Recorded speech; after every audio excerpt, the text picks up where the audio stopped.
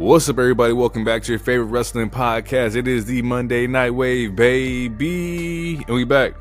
We back with another one. This is episode 71 of this glorious podcast here. I go by Jay, a.k.a. The Lonely One, a.k.a. Podman Page, Podbreaker, Jacob Podtube, Podwell, Jacob Freeman, because I pod better than you, and you know it. Misrespect the jumpers in the building here. But, you know, we've been doing this thing for quite a while now, and you know I'm not by myself. I'm not by the lonesome here, so I got to pass it off to my man, the Quattro, the one, the only, Mr. Heroic. Please take it away from here. Wait, real quick. I thought we were on episode 70. I got 71. Well, because last week was Slow Jams, because it was 69. Was it? Oh, shit. All right, we're on 70. My bad. I got to fix the thumbnails. Whew. All right.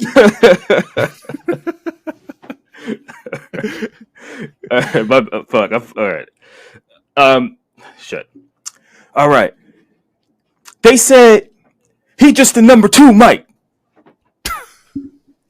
They said he's just a funny guy. Yeet. They said he couldn't make it to 70 episodes. Yeet. But hey, let me tell you who he is, Oos. He is a wild card. Yeet. He is the king of gorgeous. Yeet. He is Mr. Sexy Ass Lottery. Yeet. He is 4 letters, 1 word. He is hero. And yeah, I'm in your ear waves, ear drums, speaker. I'm in all of it.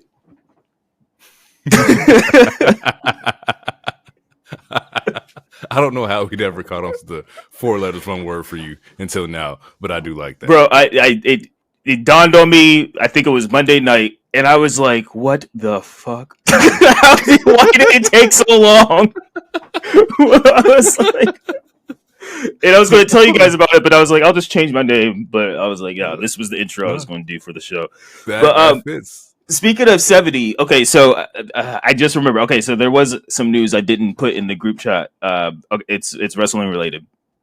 So there's this wrestler named Don 70.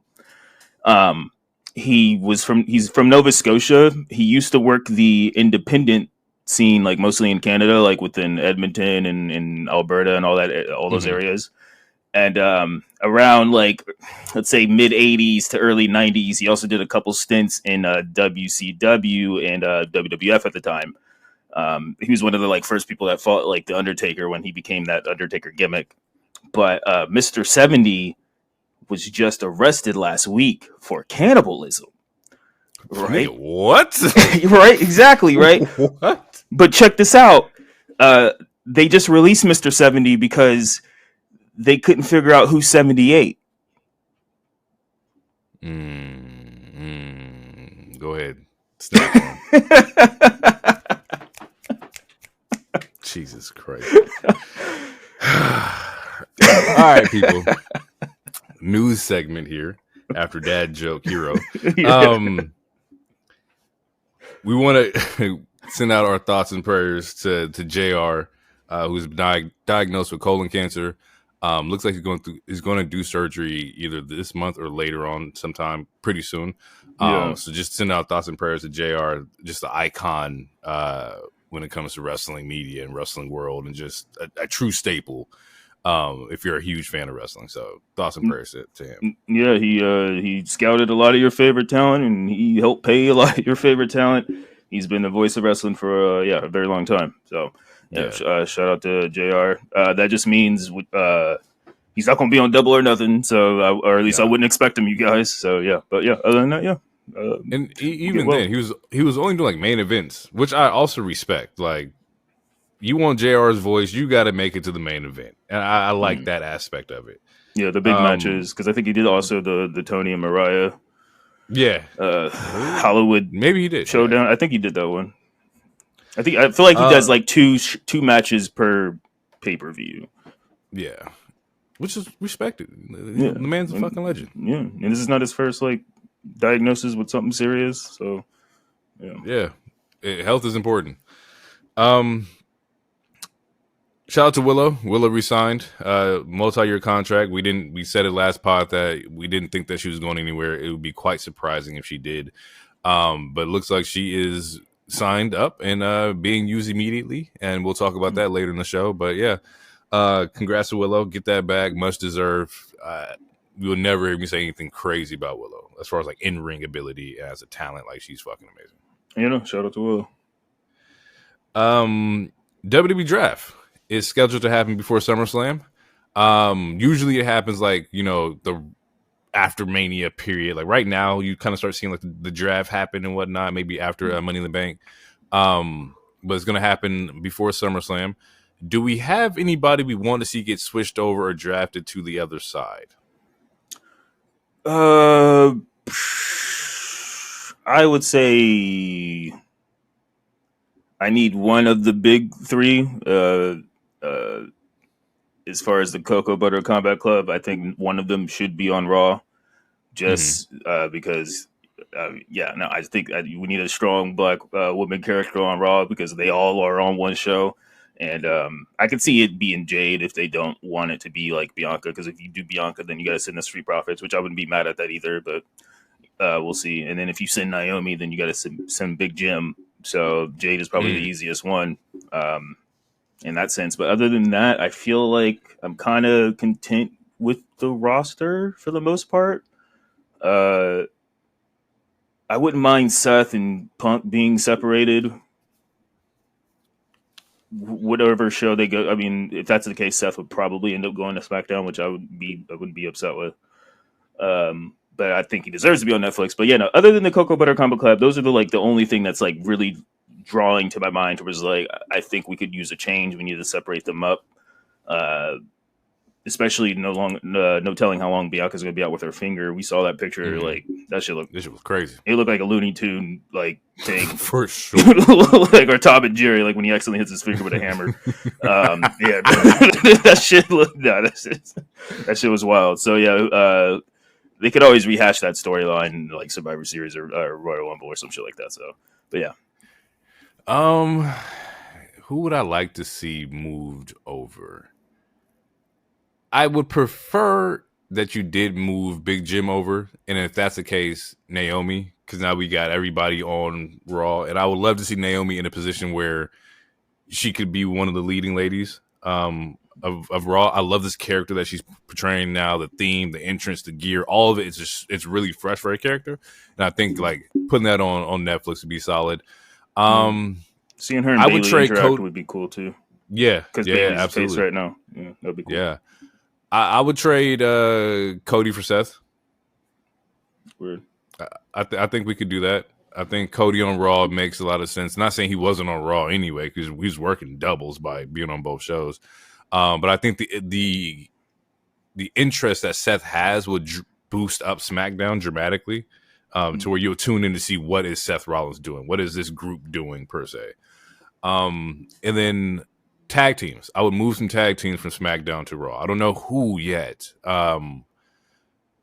But it's if it's not the Street Profits, I'm putting. I would send Fraxium. I think Fraxium should. I was thinking Fraxium because based on how they're booking them already. Like obviously they believe in those young guys, and those young guys are very exciting to watch. Which I feel like you kind of want that on SmackDown because I mean SmackDown's tag team was already that tag team division was already killing before they even showed up, and like Raw's tag team division, it needs a fucking spark. So if it's not Fraxium, then it's Street Profits to me, or you give us the Lucha Bros, like that's yeah. Like and at this point, they're not moving Penta off of Raw. Penta's he won't be there for a minute. Yeah, no, you gotta hit the streaming service for Penta. He ain't no regular TV nigga, you know. No regular TV nigga. So in that case, Ray Phoenix got to move on over. So who would you trade for Ray Phoenix? What would it be like? Dragon Lee. Just keep it easy, bro. I'm just saying, it has nothing to do with the fact that they both have masks or they're both Latino. I'm just saying, it's like Wario for Mario or Bizarro Superman. Just yeah, they're too similar. I don't think they should be on the same show. So I'd trade Finn. I'd send Finn to SmackDown. Yeah, for Phoenix. I wouldn't be upset with that, especially since we got to similar to how we had to keep Damian away from Judgment Day. But then you have Finn and Damian back on the same show. It's true. Fuck, I forgot about that. But they ain't got to interact for a minute. But that is a thing that they would be on the same show. Damn. Damn, that's a good one. Yeah. Shit. Okay. As far as women's side, we're okay. Like, we're not trying to move any women over. Is there anybody that you would like? I know the division's kind of like not depleted, but it's a little bare bones anyway right now. Mm-hmm. Who would we like swap over? Would you put a Rhea on SmackDown? No, Rhea's Netflix. You can't do that. Yeah. Yeah, man. I mean, I wouldn't mind the Naomi one, like you said. I think Jade would be honestly any one of the big three. I think should definitely move. It's not even the fact that they need a black woman just for the aesthetic or just for the balance. It's the fact that like all three of those black women are huge stars in my mind for different reasons, and having like having the three women that just gave us easily one of the best matches this year on the same show wouldn't be a bad idea. You know, having Bianca on Raw would not be a bad idea. Especially because, you know, her and Tez has, you know, I don't know if they still have the reality show, but that's cross promo you can do. Granted, it is on Hulu, so maybe they wouldn't do that. But yeah, no, I'd be happy. Excuse me, I'd be happy with Naomi. I'd be happy with Jade. Spoiler: they just sent Julia to SmackDown. I think that's a good move. Yep. Would you send Chelsea to Netflix? You could, but then I feel like I don't want to break up the Secret Service. True. She is part of a faction. And she is one of the most entertaining parts of SmackDown. So I don't know. That would have to be. You might have to give me I don't know. You might have to give me 5 for Chelsea because that's 3. I don't know. That's a different. You know, I'm not trying to get fleeced.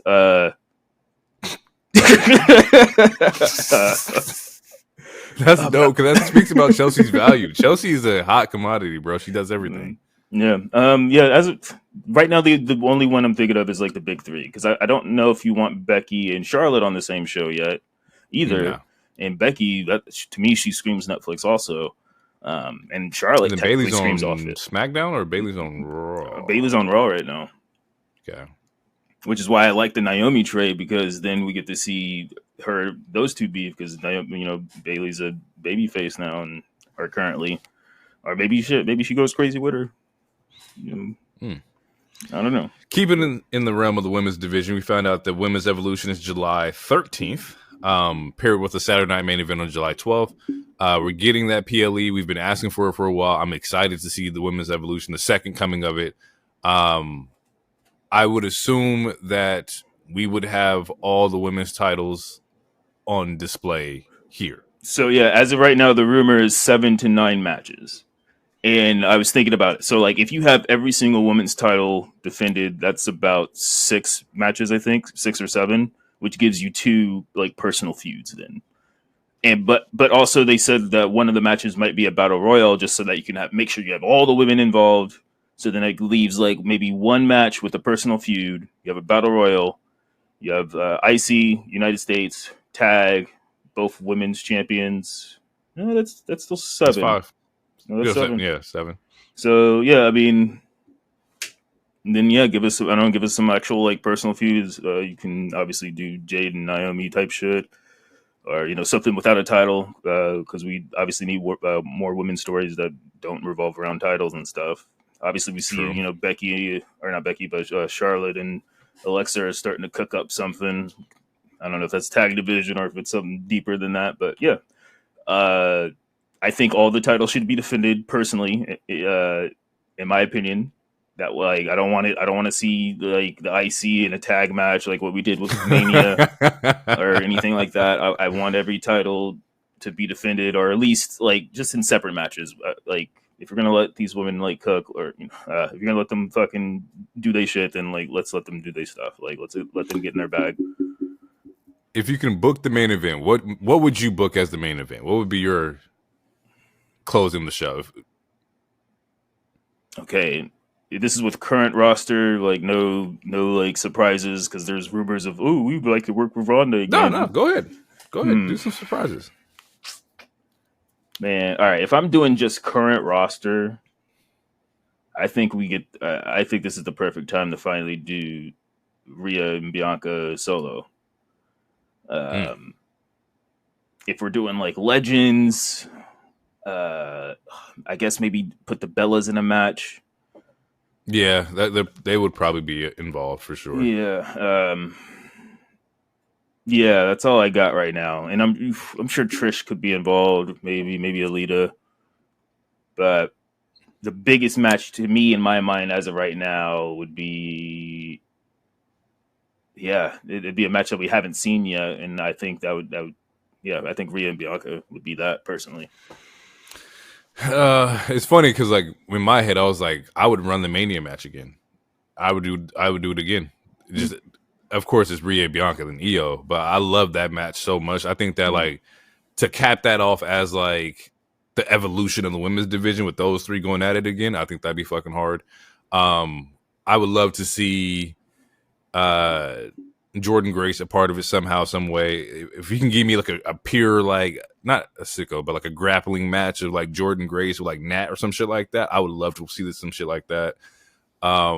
Not as a main event, of course, but just like, just a part of the show. I mean, yeah, having an NXT roster, they should definitely be on there, like the champion. Like, yeah, if because first evolution we had Shayna Baszler and Kairi Sane. That's also true. That was an NXT championship women's match. And you're right. Maybe just give Rhea and Bianca, and then just give me back Io and Stephanie, because they didn't get to finish that, and that shit was fucking hard. That would be fire. So, and I just thought of another one. So you know how people were like, the men's triple threat was like essentially it was like the Temu Shield triple threat that we always wanted, or whatever. Give me the 4 horsewomen, except for obviously there's no Mercedes. Add in Asuka, or add in Rhea, or add in Io, but we get the Becky, Io. Charlotte, or Becky versus Charlotte versus Bailey. Give us a horsewoman one. Yeah. so I think Io would definitely be a part of that. Okay, they got some stuff to work out, especially with the NXT roster, especially with some TNA stuff. I wouldn't be surprised if somebody comes over from TNA that was also in the WWE. Maybe you get like as long as it's not spotting. As long as it's not Tessa Blanchard. Oh boy. Why'd you put that out there? Bro, I didn't have. You brought up TNA. You brought up that's the first thing that came to my mind, because I'm like, oh god, who would they? Because I don't know who the Knockouts champion is right now, but oh shit, fucking Tessa Blanchard versus Becky Lynch. Oh gosh. Getting out of the news, our last bit of news here is that we see that AEW has got more residencies. This time it's in Chicago from July 16th to July 31st. They're running, I believe, 6 shows in Chicago. And I started thinking about like these residencies is kind of like when like the circus come in town and like they like book out the week. It's a smart idea. So I'm not mad at it. No ROH shows or nothing like that, and no pay-per-views, but they're definitely doing another 6 shows in Chicago. So shout out to them. Also, we found out earlier today that the Collision stream ended in 90 minutes, and people were like, "What the fuck is going on here?" Now I don't know if it would have to be a network thing. Because what I read is that like it ended in 90 minutes and they immediately played Black Adam afterwards, but it was still running. So funny, so they had to reschedule, and so it's running its entirety later on today. But it was just funny to be like, I would be so fucking hot, bro. I'm like, okay, I'm watching Collision, and nigga, is that Black Adam? Yeah. Do you know where Collision's at? Like, are we sure it's a network thing? It's not a weather thing? Because fucking there was a tornado yesterday in St. Louis or whatever. That's true. I'm not sure where they're at. We can figure that out later. But let's jump into Raw. Raw kicks off with a CM Punk promo. He's coming out with his Drake bars. He got a lot of enemies. You know, and he's pissed off himself. He's mad at himself because he's been here before. Why did he trust Heyman? You know, he smacked me with a ladder before. He calls Heyman a fat little snake. Seth is Timu Seth. Like he's getting some shit off. The body shame is a joke. Can we talk about the real elephant in the room? I don't know if that's why you chuckle. Because Punk, once stuff came out, Punk said the most egregious fucking line. Go ahead. It was a bar too. I was like, damn. It's not a bar, bro. It's the bar he thought it was. That's not the bar anyone think. Bar. He said the bell got a ring at some point. He said that shit to Seth. Oh, see, we talk about before that. No, same bar. Okay, well, it's the bar. You're just a song. You're just a song. You're just a song at this point. The bell. You're just a song at this point. At some point, the bell's got a ring. Was the line? You're saying that to Seth Rollins, one of the best in-ring workers of this generation, someone who has had bangers matches since. I mean, this whole year. He's main evented like 5 Raws. Every match has been fire as shit. The triple threat at the Mania. You saying bro? That's like that's like telling LeBron at some point the game's about to start. Like it's just like what do you like? We're talking about Seth Franklin Rollins, bro. Like what do you? When the bell ring, he's gonna make you look good. Like so, what are we talking about? You said it's like telling Gordon Ramsay, hey, the stove's gonna get hot at some point. It's like, yeah, but that's what I do. Some point you're gonna have to cook, chef. Like talk about Seth Rollins, bro. Like that is, and it's like, what makes it so egregious and so like comical is that I saw people who I follow who don't like Seth Rollins, who were like, hey. You kind of tripping with that one, bro. Like he was like, "Hey, you like that one that's a reach." Like, what do we like? At some point to Seth Rollins, like that lost all. They lost all credibility, but not crazy. Is that I have not seen a bad Seth Rollins match that wasn't like his fault. The Red Hell in Cell, I don't think that's on Seth. That's not on Seth. No, that's Vince, and that's the only bad match I've ever seen Seth have. That's a VKM thing. So I guess I can't technically say I haven't seen a bad Seth match, but the ones that he's able to control and he's doing his thing, I haven't seen been like. There's never been a match I was like, damn, that was terrible. It hasn't happened. The boy's solid. Like he is solid. He's like you can say what you want to say about his promos, but like his in-ring ability is absolutely top tier. Like I will put bias or not bias, I'll put him up against a lot of people. Seth Rollins is that guy, and be like, oh man, a bell got a ring. Like that line would work on like some other people. Like you could use that like against like a. I don't want to be a tag team guy. I don't want to be mean to anybody, but Seth Rollins, come on, bro. All right. Anyway, they start the fight, and the numbers game happens because both Jey Uso and Sami Zayn come out to help, which it sets up a tag match for Saturday night's main event. We were going to get Braun Breaker and Seth Rollins versus CM Punk and Sami Zayn, which is a very interesting tag, which I asked the question the other week. I was like, I'm pretty sure are we going to get this? Because like that's when the Roman news came out that he's out showing up for a while, and then looks like we're getting it. It was interesting because like inside this promo, Seth says Punk is the reason he isn't world champion, and asks if he just loves being on the wrong side of history. Oh wait, he's like, Punk loves to play victim.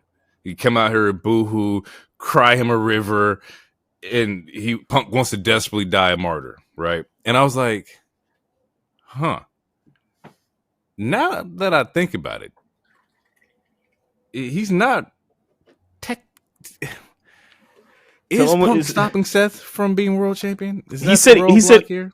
Yeah, well, I mean, I guess he said he's like, oh, you're never going to be champion as long as I'm around, which is the same. As long as I'm here, yeah. Yeah, it's the same shit he said to Drew. It's like, bro, find some business, bro. Find some business of your fucking own, bro. I mean, technically, you did steal his wise man. Hey, you stole his favor. he didn't get stolen, bro. He like the contract got bought out, bro. Like you used a Oh snake, shit. bro. Like he didn't want to work with you. Like, Oh fuck. Um, we see that they do have a great match between Gable and Penta. They have a great one. We see that um in Judgment Day, Dom is questioning Finn's like backup because he was a little hesitant in Backlash. It's like, yo, that chair shot, man, you kind of a little slow, you a little late. So it's kind of like still braiding or threading the story between Judgment Day and Dom and Finn. Yeah, around this time they announced that the Saturday Night Main Event tag team's happening, so we're good there. We got a Jay Uso promo, right? Jay gets on the mic. He says, he got a lot going on. There's a big target on his back, because he's the champion. He says Logan Paul's out here talking the side of his neck, ducking him. But Saturday Night Main Event, it's the two of them face to face. And, afterwards, still going to be your world champion. Enter Gunther, who says that no matter who wins, I'm up next. I don't care about Logan. I don't care about the Yeet Man. Y'all going to have to see me. And I'm sitting here a little confused because it's like, we've been here before, right? yeah. Where is this story, or where's the story going with another rematch between Jay and Gunther? Because I thought, I guess I can't think or thought, but like, I just don't know. I don't want to see it again. Yeah, it's too soon for me. Yeah, no, I'm also curious to why they're doing this already. I feel like maybe I'm being too optimistic. I feel like we might get a swerve, or maybe it's because you have to. I guess I have to assume that rematch will be at Money in the Bank, and maybe that sets up Jay getting cashed in on or something. Which is a reason why he's going against a monster, because it's like you barely survive Gunther again, and then maybe you get cashed in on or something. I mean, that's the only thing I can think of as of this moment. But yeah, I'm really curious to why they're doing this this soon, because we talked about it off here. I think this would be match 4 or 5 now. I want to say 5, but I think it might be 4. But that's all within a year and a half. Year and a half. So yeah, I think as like the qualifying matchup for Money in the Bank happen, we'll get a bigger picture on what is probably going to happen. Right now, I don't think we've seen. Has there been qualifiers for the men? Was it 2? It was on SmackDown. I know Solo was one of them. Yeah, Solo got in, and yeah, it was only Solo. And then there was a women's one. And the women's one. I think there was a men and a women's one. Yeah, but yeah. So we probably see that coming up this next Monday, or today if you're listening to it. But yeah, I'm very interested in seeing where this goes. I was thinking, because after this, Braun Breaker goes and spears Jay behind or backstage. After he was talking to Seth earlier about go handle that man. Is there a way that Logan Paul could get the belt off of Jay due to interference from Seth? No, I don't think so, because Seth will be in a match that night as well, and also I think if we're staying true to Seth's character, like the way that his character has been portrayed, as far as like him not liking Punk and what he felt about Roman, and even what he felt about Logan since WrestleMania 39 when they had their match. To me, it wouldn't make any sense to help Logan win another part-timer, someone who you don't like part-timers. So to me, it wouldn't make any sense to help a part-timer win the biggest prize, especially when you feel like you could beat Jay. And that's kind of like, I don't want to say it's easier to beat Jay because he's beaten Logan, but to me, character-wise, it wouldn't make any sense. That would be like super left field, in my opinion. Yeah, I know we've been looking at, like, everybody's looking at Seth's faction as like evolution, right? So everybody's like, who's going to be this 4th member and whatnot. Yeah. And we had mentioned before to where like Logan could possibly be the 4th member. DT mentioned that. It was a terrible idea. But so where Logan could be the Randy of this group. And as much as, like I said, I hate it, it makes sense. He would have to be there weekly, and he's not. That's another reason I don't think it'll work out. Unless he's going to show up weekly until whatever this story is finished, then I don't think that's going. It doesn't. I don't think that's going to work. Yeah. A lot of people are saying it could be Sammy. I give it take it. Like some people are saying, like Sammy's going to betray Punk. Nah, I don't want that only because I feel like I'd rather if Sammy's going to turn heel anytime soon, I'd rather him. I think it would be a better story if he turned on Jay. But also, I don't want Sammy to turn heel because he's still my Royal Rumble pick for next year. So,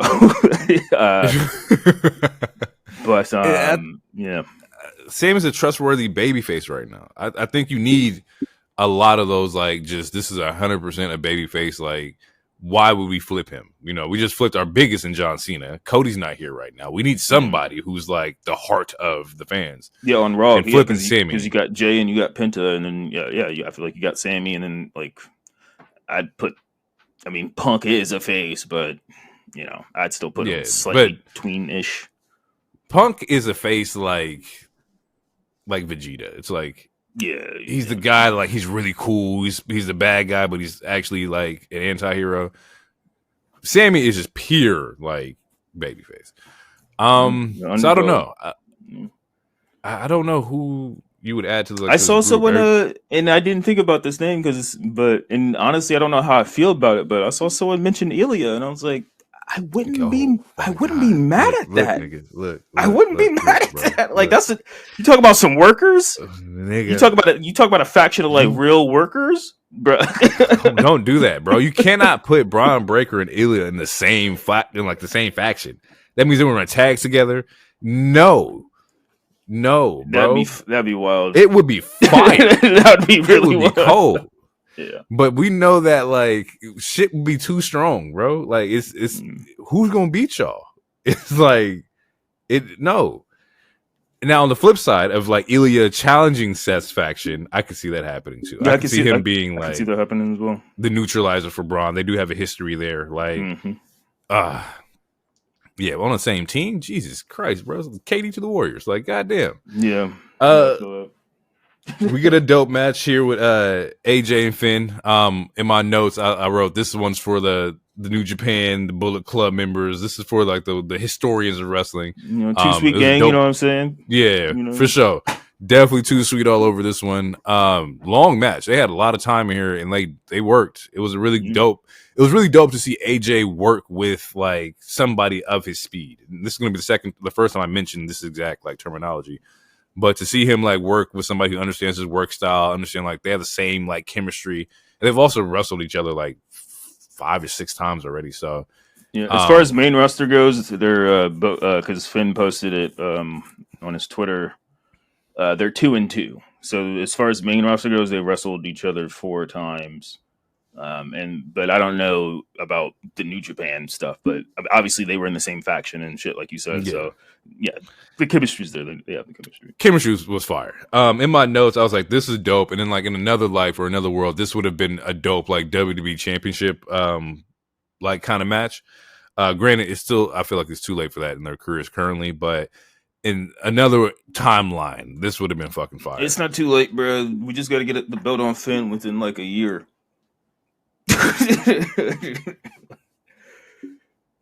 I don't know if that nigga you had better or get it on AJ first, and then Finn could take it from AJ. Maybe because AJ said I forgot his timeline, but he says he only got a couple more years, and that last injury took off some time. And if we're talking about like, if we're thinking about like, who do I want to retire me, Finn would make the most sense if for AJ. Yeah. Finn or Cody. Once again, just the New Japan Bullet Club kind of like tying over there. Like, yeah, but it has to be one of the leaders. AJ was in WWE by the time Cody joined the Bullet Club. So true, I think like if we're Finn would be a better choice, especially because they already have the chemistry. Not saying that him and Cody don't have chemistry, but we saw them with those 2 matches, and they wasn't as good as this match on a random ass Raw in Louisville. Main event, we saw the Julia Roxanne versus Io and Ripley in off rip. they fucking killed this shit. Smoked it. Like, yeah. It would have been chemistry. it would have been crazy if they didn't, because we're talking about like four really, really good women. The least experience in this particular style is Julia, but like we know that she is, like, anyone who's even slightly tapped in, we know that she's amazing. As far as the WWE style goes, I would say she's the least experienced, but she's a real worker, real hitter. Like Roxanne, like, no pun intended, she is a dead ass a prodigy. Pretty sure she was cloned from AJ Lee. Not fully sure. And then you got Rhea and Io, which, like, what can be said about them? Ooh, I'm gonna say this, and this is not in any disrespect at all, but it's like, out of the women in the ring, the one that was the least polished was Rhea, in my opinion. Not saying anything bad about Rhea's wrestling style at all, but you can tell with the other three, it's like they've been like, it's just different. Like, Roxanne is, of course, Roxanne. You know, Io has her style where Io has just been showing the fuck out. Like, in this match alone, she was showing the fuck out. The chemistry between Io and Julia was fucking crazy. And when I say that about Rhea, it's not about like her in-ring ability. It's just her bag's not as deep as the other three. Personally, that's just my personal opinion. I think what it was is that she was the biggest gal out of the four, so she had to like wrestle a certain way. Maybe that could be it, just to like differentiate, like, because you got two former Joshis, so you know what they kind of gonna do, and then Roxanne, like tiny lady, but like very technical also, and crisp. So it's like you kind of need something else to differentiate the other styles within the ring. I would say it might be that, because like we know when Rhea's in her bag, like we know she can go in her bag. Like when you think about like when the match with like her and Charlotte, or like even the match with her and Nia in the Elimination Chamber. But it's like, how much can she show? She's not the main champion. I think she did get the pin though, which people were. I kind of want to have a TED Talk moment. It doesn't have to be this episode, but like the parasocial relationships and that these fans have online is really, really like bringing wrestling down to where it's like, I don't even want to be online. Like, it's exhausting, bro. It's exhausting. Like, I understand. Like, I'm a Seth stan. My picture is a Seth Rollins picture. I'm not here belittling other wrestlers, saying they're not as good as Seth because he's not getting this push, or I'm not arguing with everyone here or there. And like, it's ridiculous to where it's like, I feel like you guys don't even like the show, and everything is bad. If it's not your fave, everything is bad.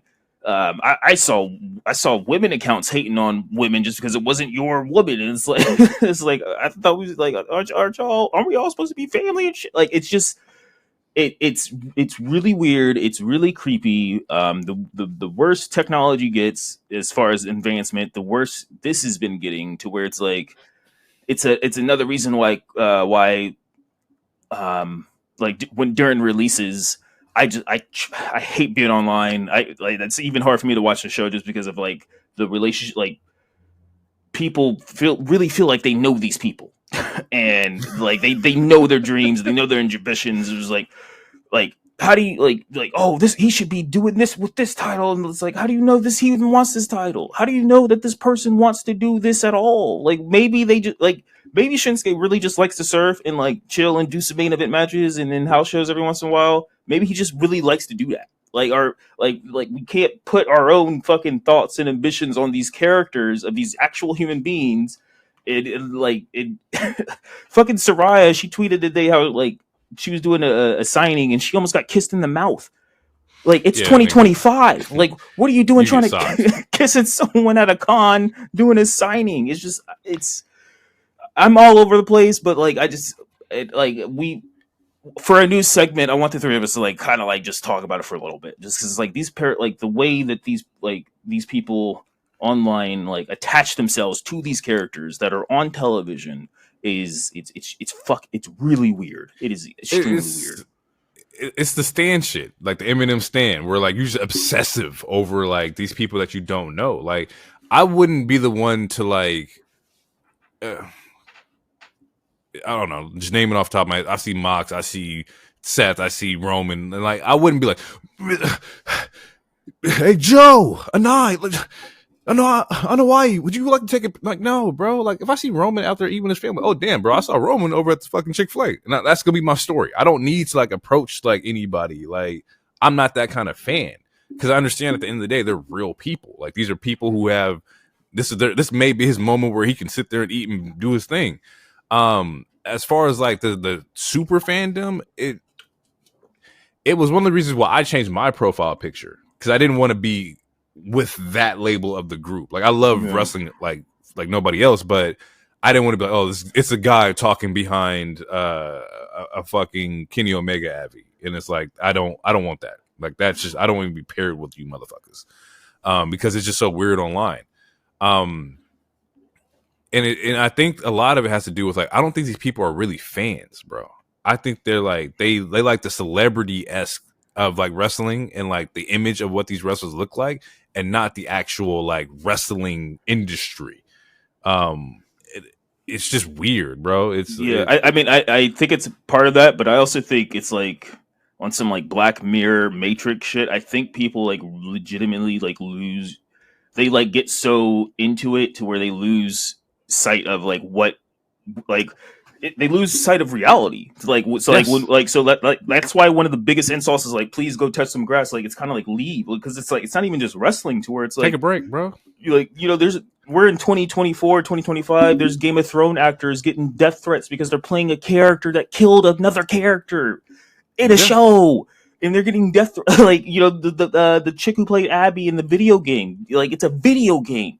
Who killed a fictional video game character, and like this person in real life is getting death threat. It's I don't know. It's fucking creepy. It's weird. I don't understand it. it's so fucking wild because like you see it happen to like of course wrestlers, but also like wrestling media. We see it happen to our SRS. He posts like all the time. People are saying crazy shit to him. It happened to like Meltzer and whatnot. Like these people, like bro, it's just wrestling. This ain't world news. We're not talking about the stock market going down. We ain't talking about the economy. It's graps. It's determined matches that we're talking about here. Yeah, it's a TV show. Like it's like, bro. It's okay to escape reality. Like escapism is fine. Reality sucks. There's a lot of bad stuff that's happening right now as we speak. But holy shit, like you can't lose in touch reality so much to where you'll have a breakdown and threaten people or dock someone because they're not a Mercedes fan or something. Like you can't. Like, nuts, you shouldn't do that. Like it's just so. It's wild. Nuts. And the wrestlers themselves would tell you not to do that. They've always come out and be like, hey, like don't do that. And also, I forgot what I was listening to, but it was another pod. I think it might have been a Chris Van Vliet episode where he's just like, bro, they're everybody's fans anyway. Like the tribalism only exists within the fans. It's only a fan thing. And it's only a thing inside the wrestling industry. Like you guys are tripping, bro. They you don't think Bailey talks to Mercedes on a regular? Like they're best friends. You don't think we already know that like at some point Mox and Roman and Seth were all texting each other kids, like pictures of their kids and shit like that. It's like, bro, like the only people pushing the line that hard is y'all weird motherfuckers. Like, chill. But yeah, you're right. The parasocial shit does get exhausting, bro. It's online, and I'm like, I try to block as many accounts as possible, I don't want to see it. People and it has nothing to do with like the individual. I don't know these people behind these accounts or these accounts themselves, but just the message that you're pushing. It's like, bro, it's too much, bro. I'm just gonna block it. It's too much. There's some. Because it's too fickle. Like they switch every fucking week. Like remember, like Priest was just getting hated all of a sudden. Like fucking Io wins 3 matches and now she's Io Hogan. Rhea gets the pin this last Monday. Now she's Rhea Hogan. Like like someone does something to your fave or just anyone else just because you don't like them. Like well, look at them. They're trying to take the spotlight. They're trying to do this, but like, it's exhausting. It is. I don't know. It's just exhausting. It's like I don't. The only people who should truly be upset are the Finn fans, and not even like crazy upset because he's still on TV. But if you want to really get down to the nitty gritty, the motherfuckers who should really be mad at their boy not signing is the Finn Balor fans. I would understand. Y'all vitriol. I'm a Finn Balor fan as well, bro. Don't boost up DT. It's still Win Balor where we at. Yeah, he takes a pin every once in a while, but it's Takes still the pin? He eats it. Yeah, there you go. There you go. But it's still Finn Balor. He ain't never lost in his life. Look at his abs. Look at his wife. Anyway. All right, we're gonna take a quick break. Let me get back. We're gonna talk about AEW Dynamite Spring Break, and we're back. We're gonna jump into this AEW Dynamite, the Spring Break edition with this week with Dynamite and Collision. Show kicks off. I think before I get into AEW, I think this week entirely was a pretty solid week of wrestling for all three shows. I think we saw some really, really solid matches for everybody in every promotion, or at least the main two. But yeah, AEW kicks off with Konosuke, Josh Alexander versus Ospreay and Hangman, which I thought was a banger match. This tie or story here is that Hangman and Ospreay are opponents for Double or Nothing, which happens next week. Yeah, it's a can they coexist thing, which typical wrestling storyline. For sure. Can they coexist? Which they do. They do, and the match was for a little bit. yeah. But I did enjoy that. I enjoyed the dramaticness of Ospreay almost catching the buckshot and Hangman almost getting hit with the hidden blade, and they looking at each other like, we can get this shit popping at any given moment. I do love those dramatic effects in these kind of matches. Konosuke being Konosuke, is one of the greatest fucking talents in the fucking world. He's just gonna ball out. The alpha. Josh Alexander had a solid Blue Thunder counter in here, which is dope.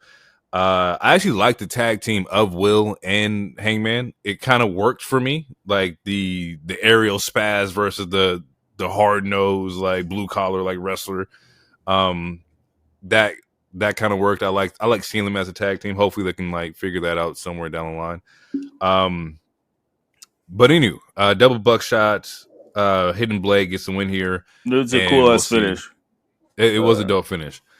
So I'll say this: the match itself was good. I thought the coexisting part of the match was not paced as well because, before the match started, there was a quick camera shot where you see them laughing, and then you see another camera shot, and then they're in character, and it's all right.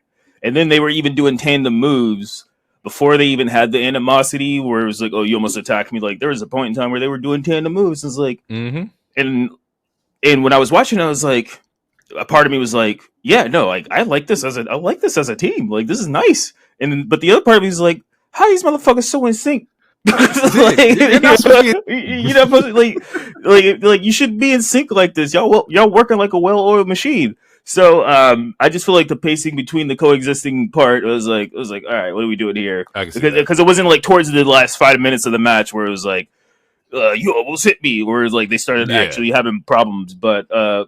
Overall, the match itself was a good match. It was a good opener, and man, that finish, I like it. I like it. And shout out to Josh Alexander. He got a bag to take multiple L's in his debut. But hey, man. Feed the family, bro. That's all that really fucking matters at the end of the day. Get that back, bro. Feed the family, which is what he said he was going to do. He went to the best spot where who's going to pay him the most money for him to feed his family. And when you mention the chemistry, they definitely did have some tag team spots where what the fuck? Y'all ain't never wrestled with each other before. Yeah. He's not part of no United Empire. They look best friends. I was what the fuck? It's how are y'all so good? That's funny. We get a match with Zach Gowen versus Ricochet. Once again, I'm loving Ricochet in his heel bag here. Okay, real quick. Okay, so I told this to DT personally.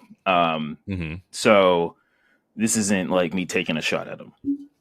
I texted him and I was this match is your fault. And it was before the match even happened, I think. But I was this match is your fault. And he's well, I'm not taking any blame for this. It's no, this is your fault. Because he was isn't it, because the way it started is isn't it ironic that, we had the Street Profits match that had a leg, and then we have the Zach Gowen thing. I was no, it's not ironic, because it's your fault. You, on that episode, he emphasized so much how important that leg. that leg spot was. Like, it was. That's why it didn't need to be on Mania, because we wouldn't have got the leg.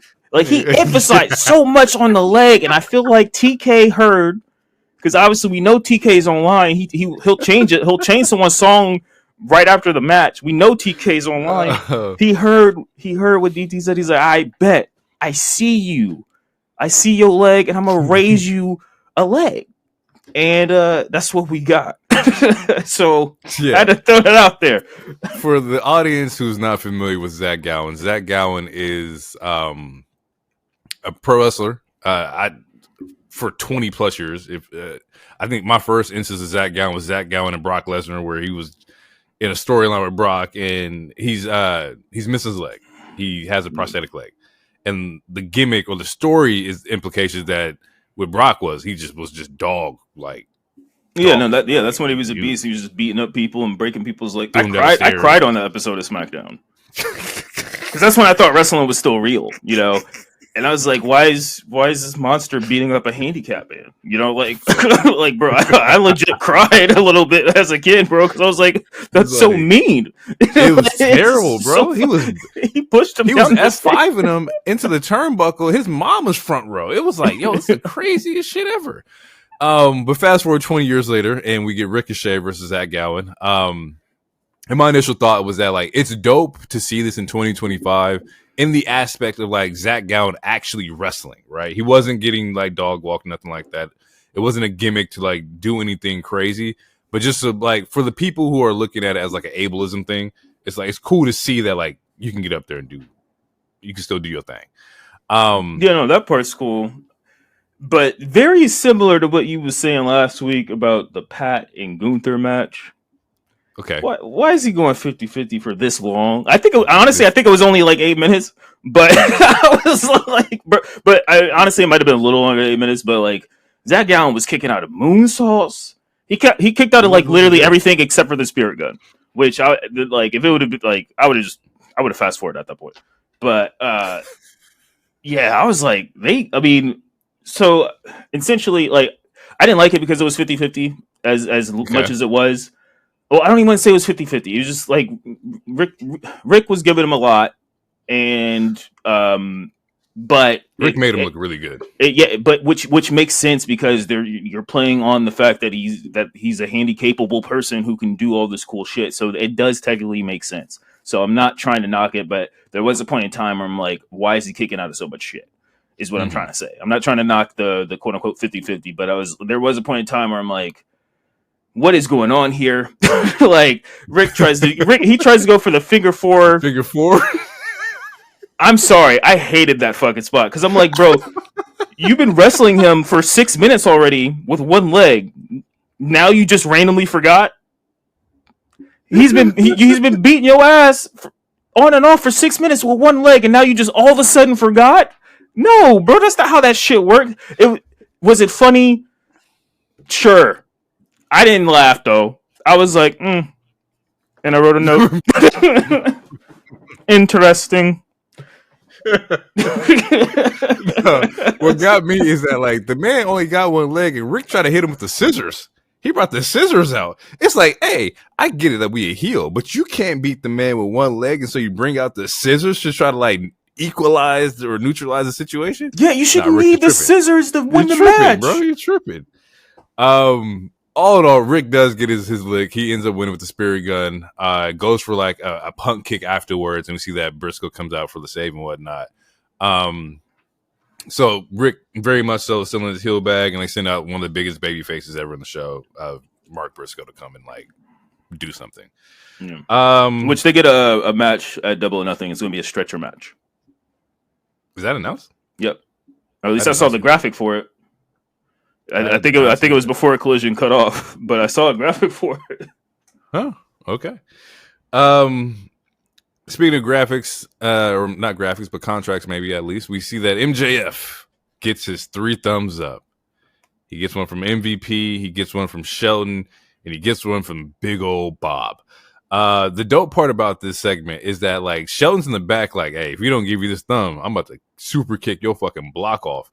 which I like that. I like the aspect of like whatever Bob says goes, and you know I like you, but just because I like you don't mean it's gonna save you. What now that we got it, we see that they're doing the contract signing. There was a little side promo early in the show or later in the show where MJF's like, "Oh, I got to bring my lawyer. Mark Sterling, my lawyer, is going to come up here and go over the contract and whatnot." And it was like, MVP's like, "Why we need contracts?" He's like, "You know, you wouldn't go into a business meeting and not have your lawyer there." So some slight hesitancy, and I hope they don't like just railroad this entire like push next week during this contract signing. I wouldn't like that at all. Yeah, I've seen some speculation about that, and I'm like, yeah, I don't. I'm not feeling that. I hope not. Don't do that. Don't let him in the group and then like just stop the momentum. We got to at least see one Hurt Syndicate match with, you know, maybe a couple with Bobby and MJF. I would also like to see MJF come out doing the theme song. I want to see what his entrance is like, how he changes up his shit. Like, yeah, I want to see I want to see. Yeah, I want to see the dynamic of how he works in this group before they instantly break it up or they just don't let him in. I'm also very curious to what's going to happen with the tag team division because obviously there's not a lot of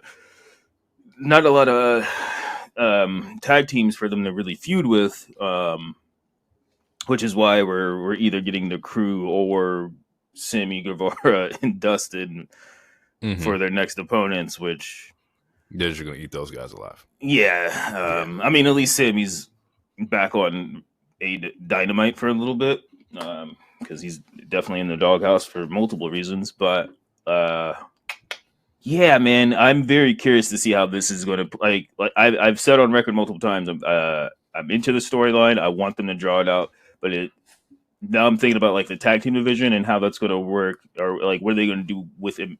I just need to see how it plays out. So I'm gonna let it play out. But I'm glad that they finally gave us the answer today because it was drawing. They were getting close to the risk of this being like, all right, like we can't do every week a new shenanigan. You steal a car, you steal some lady. Like at some point, we got to get this damn answer. So I'm glad that they finally pull the trigger on that part. But yeah, I'm also very curious on how this is going to play out for a while because Bobby nor MJF are probably going to sniff the main title picture until well after All Out or whatever the big, the Will and the Will and Moxley match, assuming Will beats Hangman. And that's also probably still waiting on Darby. So who knows? Yeah, you're right about the tag team picture because it's like I was like, okay, because originally it was Hurt versus Top Flight. That's what happened, and then this when we got everything. But yeah, they fought Top Flight. They're fighting the Crew or Dustin. The only ones they haven't touched yet is FTR, but FTR is kind of in like their own little realm. They're heels right now, and like I would say, Hurt Business or tweeners. They're getting cheers. They should not turn full face. They need to stay as cool as they are, so they need to stay tweeners. So I wouldn't necessarily put them against an FTR or a Death Riders unless you're like literally trying to like do something with the goddamn Hurt Syndicate. Yeah, and it's like Bucks. It's like I don't want to see Hurt versus Bucks. And like the Bucks, like they for sure are the type of people that they're gonna get their win back. They might even win the first 2 times. So I don't see that feud. I don't see that feud happening anytime soon either. And it's like, okay, MJF can't go after the mid card because guess who has the TNT title? I mean, it's not even the fact that he was already there because I don't think he's ever held the TNT title. But guess who's holding the TNT title? Oh, Adam Cole. Yeah, we don't want to see that shit. The same, the same way I technically don't want to see Gunther and Jay. I definitely don't want to see Cole and MJF run this shit back. So unless he goes for the international, yeah, but then we still got to wait for the fusing of that title, which is not until the Texas. Until Texas, like that's a wild. Yeah, and based on us like talking about it here, it's like the obvious is like, oh, it's Bob versus MJF in Dallas, and it's like I don't want that, bro. Like, no, honestly, I think it shouldn't. I think it should happen. if I'm booking it, like the syndicate's not going to turn on MJF until MJF gets the Triple B back. Like, I think you should do a Batista, Randy Orton moment when Evolution betrays on them, like the thumbs down type of shit. Like, I think that would garnish the most amount of reaction, where it's like Shelton has MJF on his damn shoulders, and MVP gives the thumbs down, and then him and Bobby fucking destroy MJF. Like, I think, to me, like, if you're gonna run a storyline back, because Death Riders, like that, to me, that's the storyline you should run back. Yeah. Like a mix of Bloodline with Evolution. That's what I would personally do if you want to get the most reaction. And it would make MJF a face again, which people want to cheer him anyway. So, which is what he wants anyway. His whole thing is like, y'all should love me just like y'all love Hangman. It's like that's been his story this entire time. Yeah. And so you can still be an asshole. Punk is an asshole. You just can't do the low hanging fruit stuff. Which honestly, my favorite, he hasn't been doing, which is why I'm interested in the story. How many times have I said I'm so sick of the Xbox MJF? I don't want to hear Xbox Live MJF, bro. Like I don't want to hear COD at 1 a.m., bro. Like yeah, bro. Like he's been mad tame, yo. We have not seen him like go out of character. We get eliminator 4-way match with Toni Storm, Mina, Shirakawa, Azumi or AZM from Stardom, and Sky Blue, who returns after like her injury, which is dope to see Sky Blue back in Chicago, which is her hometown and whatnot. I love this 4-way. I like this this era of these women in these triple threats lately in these fatal 4-ways. Like these shits have been fire. SmackDown had a fire triple threat too. But they fucking killed this. I thought this was a dope fucking match. I do like the idea, not the idea, but I did like Tony changing up Mina's theme post-match, because the first when she came out, I was like, this theme is just not what I thought it was. He tried to Def Rebel us, and I was like, nah, this ain't it. And the fans let him know this wasn't it, and he responded. There was a couple fans, bro, and most of them, bro, they only had like 3 followers, bro. It's like you didn't even have to listen to them. Like, you could at least listen. You could at least listen to somebody with a check mark, Tony. You know what I'm saying? Like, and another thing is their version of Def Rebel. I can't think of the dude's name. I think it's Mitchell or Michael or something. But he was like, he made a tweet like he was proud of making that song, and then just to be like, see your boss be like, yeah, nah, switch that shit back real quick. Like that hurt my ego. That's all I'm saying. You can't have it in like when you're producing. You can't, bro. Yeah, people be like, oh man, yo, I want that young chop. I'm like, okay, I got you. And I send him some young chop. It's like, this is not young chop, bro. This sounds like Chief Keef in 2025. It's like, all right, bro, I don't know what you want. Hey, can you make me a Lil Wayne type beat? It's like, no. Can you make me a Metro? Like, go talk to Metro, nigga. Like, the fuck? Yeah. But you got Metro money? Nigga. And so, as a producer, or as anybody making any kind of art, you just got to, like... roll with it. Roll with it, bro. You got to roll with the punches. But he does change the music back, because Mina ends up winning this fatal 4-way. Mm-hmm. And she sets up her match with Toni Storm at Double or Nothing for the Women's Championship. And I would be remiss to not think that, like, no Mariah like anything, like there, that is the thread here. Like, and granted, Mariah, we don't know if the rumors were Mariah's leaving or whatnot, and if she does show up, I would assume that there would have been like a contract in place that for her to sign. I don't think Tony's doing that anymore, where niggas is like here for 3 months and shaking. But yeah, the storyline thread is, it's something to pay attention to. Like the next few episodes, if they don't mention, like if neither one of them mentions Mariah as a character, it's something to pay attention to. Doesn't mean she didn't resign. No, it doesn't. But it is something to pay attention to see, what they are avoiding or not. What the temp is. Yeah, what the temperature's like. Yeah. There is some Easter eggs too. I don't know if you've been paying attention, but the spider that's been popping up on like Dynamite and whatnot. I don't like spiders, so I definitely noticed it. Because the first time I thought it was on my TV, bro. And I almost burned my apartment down. I have noticed it, and I don't remember the person's name, so hopefully you have it. But yeah, apparently it's leading into a new signing that they just got acquired. I think it's Tekla or Thekla. I gotta understand how it's It pronounced. looks like Thekla, but I don't know how that's pronounced. Tequila. Yeah, and she had matches. She had a match with Athena in New Japan early this year. Actually, on the show at the beginning of the year, not Dynasty. Was it Dynasty? No, Dynasty. I don't know. It was the New Japan show. Gotcha. So there's some Easter eggs there. Them unveiling new stars. So I do like the fact that they've been throwing those little Easter eggs out there. It's not something AEW normally does.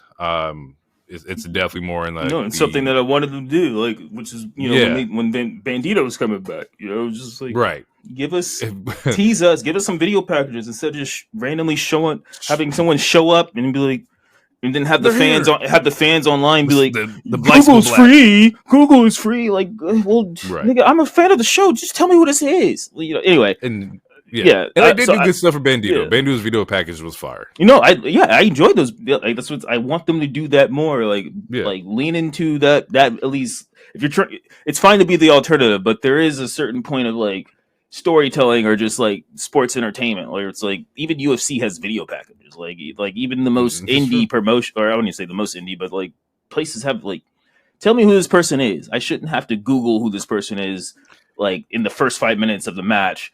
So I'm not paying attention to the match where it's like Tony Storm's fighting a random Japanese woman. Like, well, just tell me who this fucking Japanese woman is, or whatever. And they did mention that, or they just show the clips of Azumi beating Mercedes and Mina, right? That triple threat at 3 Sergeant show. So they did mention that too. So they did tie in. Why does this girl have Mercedes' belt, and she lost the belt?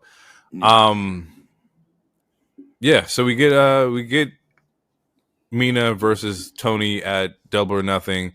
Post match, we see Mercedes attacked Azumi, and then we see Hair to come out and kind of like neutralize or be the equalizer in that situation as well. Yeah, I was gonna say I feel like Mina is a good. Granted, I feel like she has potential like to be a huge star within that particular women's division. I think her and Tony is a good filler and to buy some time till we get Tony versus Mercedes, because I feel like that seems like that's the direction that they're going in anyway. And I was glad to finally see someone win an eliminator. I think literally this might be the second person that ever won an eliminator since that I can remember in the 5 years. So and she actually pinned the champion too. So true. That's cool.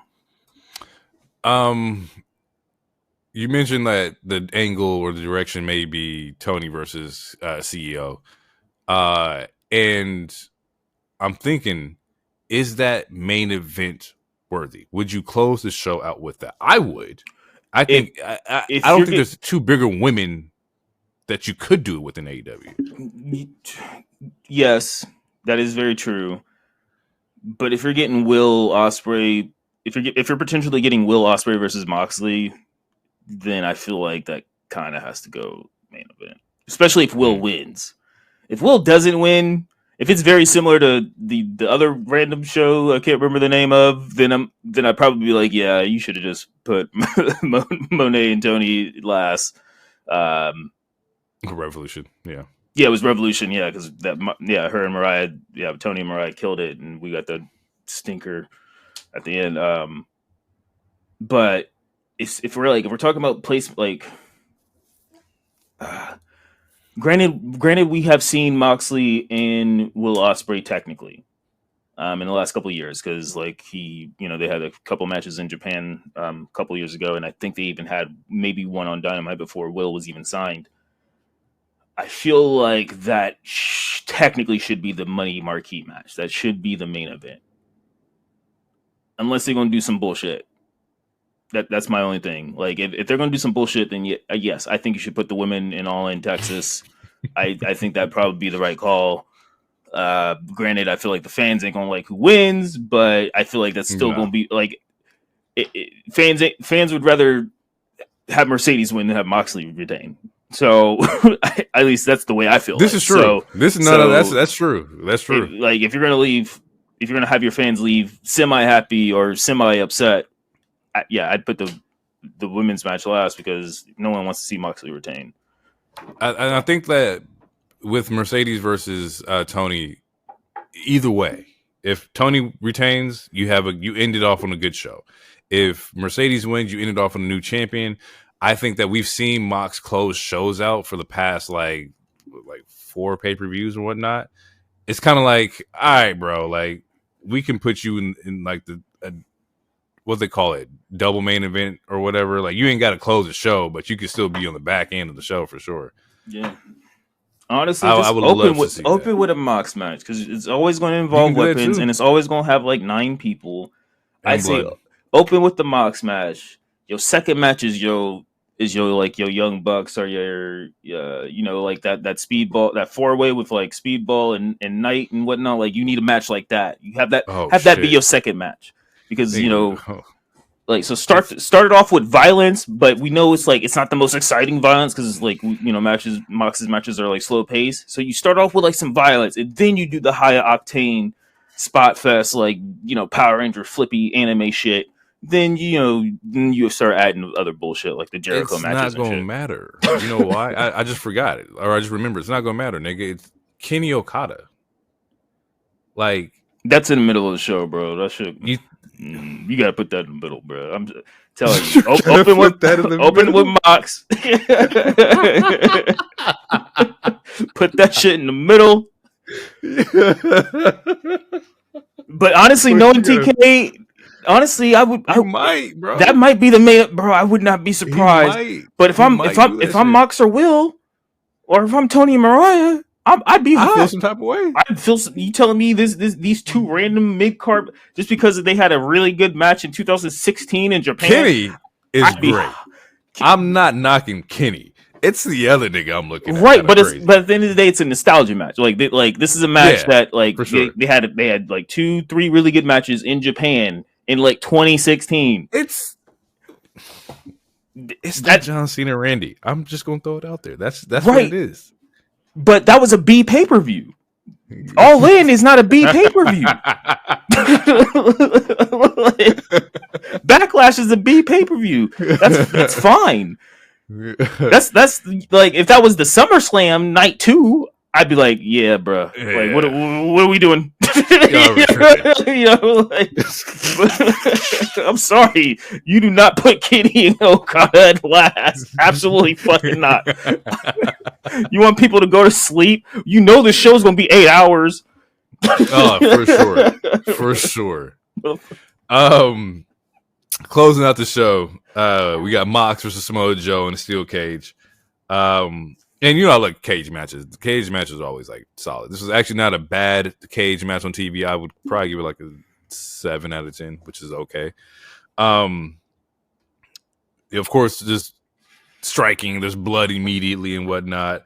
I do like Riccaboni on commentary. I like him a lot. He does a really good job. So yeah, he did a really good job in this match where like it was after commercial break, and then like it was just Death Riders around the ring. I was like, where the fuck did they come from? And he was like, oh, just explaining, Death Riders came out to the, through the crowd and trying to like,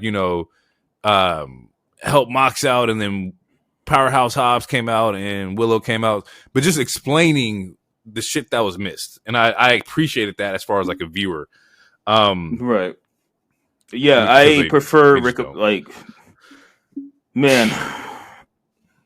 I'm not trying to be mean, but I prefer Riccaboni. Tony Schiavone and Excalibur is just it is not good. I don't like it. You're not the only one to say that. I know I'm not. I'm just the most vocal about it. It is terrible. It's terrible. And then it's like you have Taz. It's like trying to save it. It's like the one comedy act in a bad movie, and it's like, well, at least Dave Chappelle had 2 good lines, but. Fuck. But I also appreciate that. The match as a whole, it was fine. A lot of shenanigans, man. There was bloodline shenanigans. Literally like fucking 10 people in this match, and it's like, and usually when someone like it's a stereotype. If someone's like, oh, I want a cage match just so to make sure there's no interference. it always means there's going to be interference.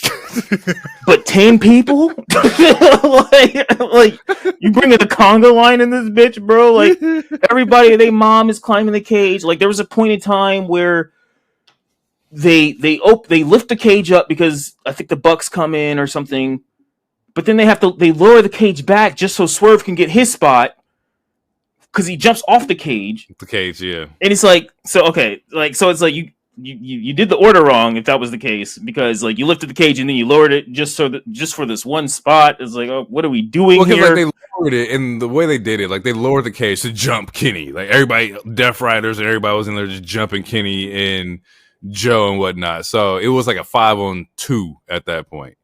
But yes, you are right, Jordan. Why don't y'all just go through the cage door, right? And then he could still do his spot without you having to lift the cage up and then drop it back down. I get that. There was just other ways to do it.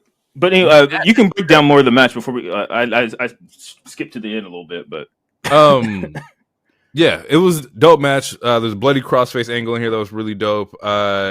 We see that Claudio tries to climb on the cage and gets immediately like pulled down by or is it Yuta? One of them gets pulled down by Hobbs. And then we see, surprise, surprise, Hooded Man throws the briefcase in the ring, and Mox hits Joe with the briefcase, gets the win here. Hooded Man is Gabe Kidd from New Japan. Shout out to Gabe Kidd, fucking phenomenal talent. And people were confused about the tie here. And yeah, because he's a tryhard, and I'm confused. Like, they try to explain it in Collision. I saw the clip, but it doesn't explain it good enough to me. It doesn't. I got to check out what they said in Collision. But as far as what I understand is that the tie is Gabe Kidd hates AEW just like Mox hates AEW. That's the basic way, right? Well, he's always coming out. I'm sorry, but if I'm not mistaken, Mox doesn't hate AEW. He just wants people to work better and work harder. He wants to change it.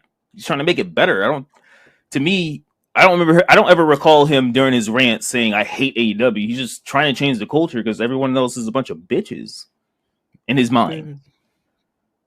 For Mox, yeah.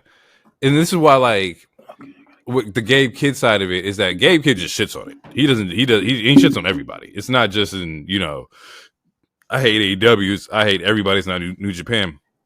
But he's from that same cloth of like just aggression like Mox. I don't understand the tie with Mox directly, but I more so understand the tie with like the Bucks and Kenny. Mox, that's who Kenny.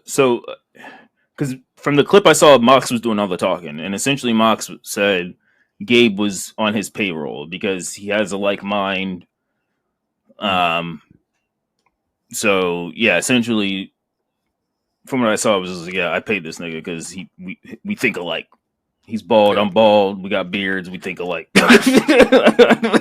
We hate shit. Pretty much. Which in the angle would have been so much better had you like leaned into Gabe Kidd just trying to get his lick back on Kenny because that's who Kenny beat in January. And then the Bucks also being in Japan after they had lost their belts would also insinuate that, okay, well, we're over there, we recruited somebody, we brought him over, he hates Kenny, we hate Kenny, ta-da. Like, that would make the most sense to me. Yeah, and oh god damn it, there's a gnat. The other part that doesn't make much sense is the Young Bucks tried to recruit Gabe when they were just last in New Japan the other week, and he turned them down. Yeah, but he accepts Mox money, so we're saying Mox has more money than the EVPs of this company that you're like invading. It's convoluted. Very much so. I want to see how they break it down. Flushed out. A little bit. Some details definitely got to be fine-tuned. But yeah, Gabe Kidd joins. He looks like he's joining Death Riders. The cage gets lifted up. Bucks come out. Bucks close the cage, jump on Kenny and Samoa Joe. We then hear a Who's House, and Mr. Swerve comes out, climbs the cage. Swerve stomps on like 5 niggas, and then calls out Anarchy in the ring, or Anarchy in the arena with him, Joe, Hobbs, Willow, and I'm missing somebody here. Hold on. I wrote it down too. Where's it at? Okay. Swerve, Kenny, Joe, Hobbs, Willow is the 5 versus Mox, Claudio, Bucks, and Marina. So, that shit gonna be stinky, brother. I can't wait to talk about it. And fuck, I didn't mention Okada came out and was out there gut checking Kenny. There was a lot of niggas out here. There was a lot of like bodies. Yeah, but yeah, Anarchy in the Arena. I technically, I didn't. I mean, the last one was cool, but I don't have any excitement. I don't have anything to look forward to. I don't have any. What's the word I'm looking for? You're not. I don't have any hype, or I don't have any like expectations for this match. So we'll see how that goes this upcoming Sunday. Getting out of AEW, jumping into SmackDown here. We see that Solo and Jacob are on the wrong terms here. Solo's once again, trying to big brother Jacob and basically, hey man, like you may have got the title, but I helped you get the title. Jacob once again restates that I did this for the family and I was going to do this with or without you. Yeah. Yada, and then Solo gets in his. He's in his. But yeah, no, he's in his. When it comes to when it comes to him and Roman, like they be in they stand up back. They like, and it's like this version of Solo. If he showed this charisma while he was feuding with Cody, I might have said, yeah, just put the title on him. Because this version of Solo is actually really entertaining. Like he's very entertaining. I'm enjoying it. I put it in my notes that when he gets into his dramatic bag, which is Roman-esque, in my notes is Roman-esque, he's great. Like it's something about the way he's mocking, the way it's just. And you're right. Him and Roman are the only two that do it this way, and they're really fucking good at it. Yeah, it's that comic view vibe, bro. It's that when they hit that Jeff, because like they literally do be doing like stand up. Like I don't know, like the family as a whole is funny as shit. Obviously, we know that. Like Jay, Jimmy, like they're all funny. But there are certain modes where it's like nah, like I'm about to go show out. Like, and Roman does it a lot too. Like he has his comedy bag and he has his Robert De Niro. Like when he squints his eyes, like when Roman squints his eyes, bruh, he's about to say, like he's about to say some fucking heavy shit or something really fucking funny. Yeah, it's like when Roman did the Cena promo. He's like, it's like missionary every single. And I was like, oh, this nigga's good. Like, yes, Solo taps into that more. Exactly, no pop. Or and no pop. Like, yeah, he was like walking like, is this your champion? He's walking with a lip like this. I was like, all right, bro, all right, bro, you are not Jeff Ross. All right. We see that Solo and Jacob are not on the same page, but that gets interrupted by LA Knight, who then comes out and like gets the upper hand on the not bloodline. We see that they also named Jeff Cobb JC Mateo, which I hate. I'm not going to hold you, bro. I can't. I don't like it. Yeah, so I almost said it last week because, like, there was rumored there was like, oh yeah, they just what do you call it? Not patent. Is it patent? Trademark. They were trademarking a name, JC Mateo, and I was like, JC could only be Jeff Cobb. And like I met a Mateo, it's like, so that's what like they had like Tongan or Samoan blood. Like, so I was like, that's the way they're trying to like.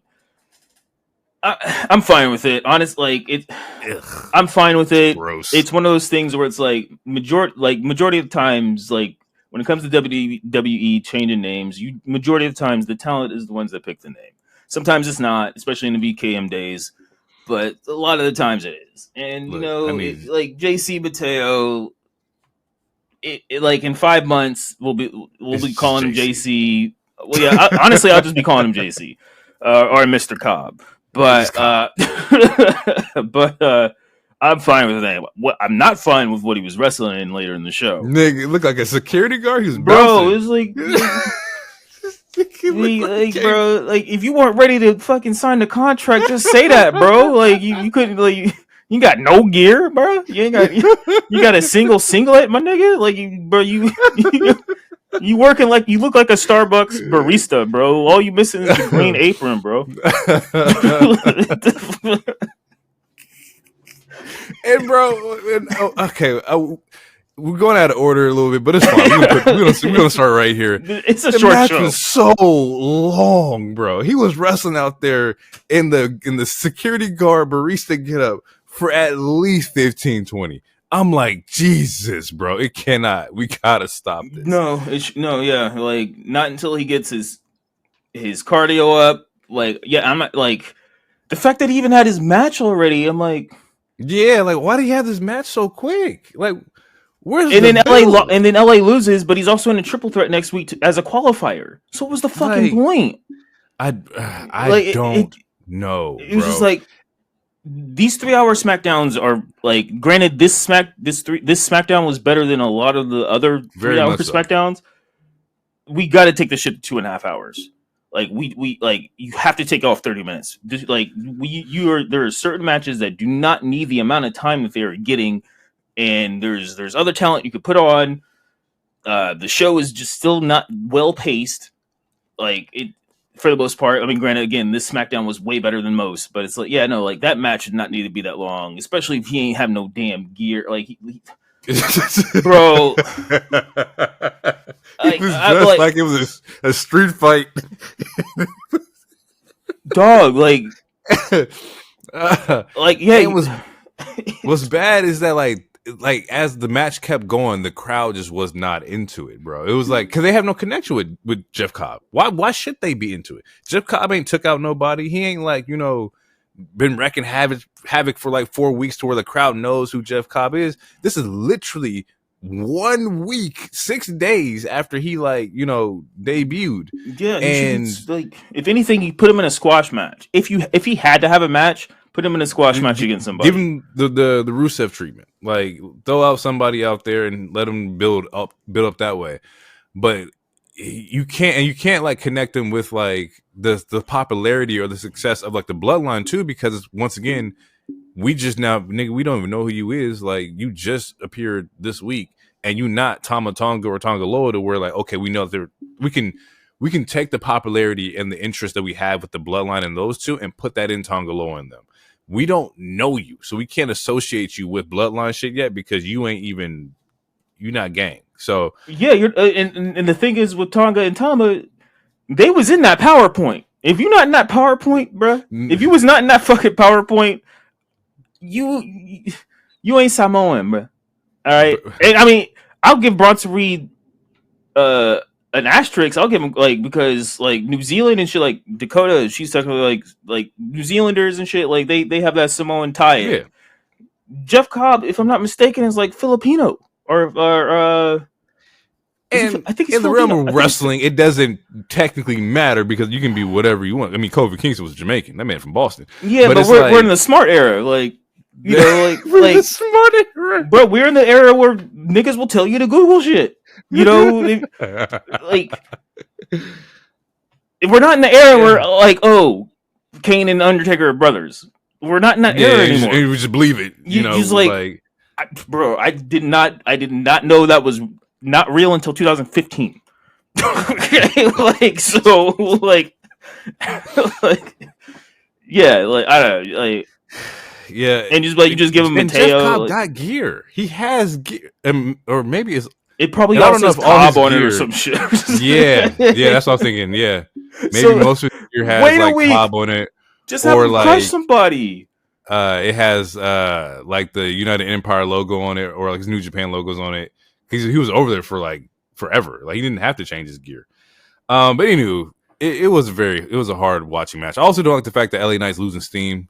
It sucks to me because the man had a crazy pop. I remember I came on here and I said that LA Knight had a bigger pop than Cody, and I was dead ass like that. And this last year, like I made the broad comment, but like ever since Mania 40, he has been on a fucking roll. Like LA Knight has been in his bag ever since last Mania. He had to do what he had to do against Shinsuke, but he's been in his bag for about a year and some change. And why won't they give him the ball? It's just, well, I mean, it's not that we can't have him fight Cena, but and honestly, I would like to see that. Nigga, yes. It's probably like, honestly, he's probably someone who might need a change as well, depending on like who keep, like when we're talking about like trades and stuff, like depending on who keeps, like how long Cena keeps his title, like who takes the title away from Cena. Like if it goes back to Cody, obviously Cody's gonna be a face, LA Knight's a face, so that's gonna just be more time not having him be in the main event scene.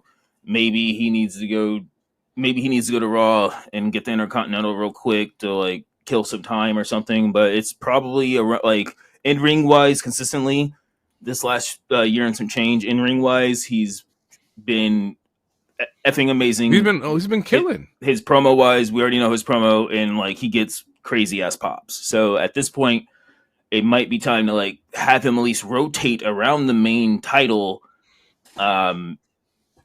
because like he's been in. He's in the vortex, bro. He's in the vortex, which is a fucking buzzword now, and I hate it. I remember I loved when it used to be cool, but yeah, no, like he's in the bloodline. He's been fighting the bloodline since 2023. He's in the vortex. We got to get this nigga out, bro. I don't know what the fuck we got to do, but he has to get out of that cycle. Yeah. Sorry, my wife just texted me spider. Like, I'm recording. What? I don't even. That's crazy. You kill it. He looked at his phone so crazy. I wish I could see the clip. He looked at his phone like, me? I might not leave this room now. What the fuck? Okay. We mentioned earlier that Alexis Bliss. This bitch said it escaped. Oh yeah. Yeah, bro. Vacuum! Yeah. Vacuum!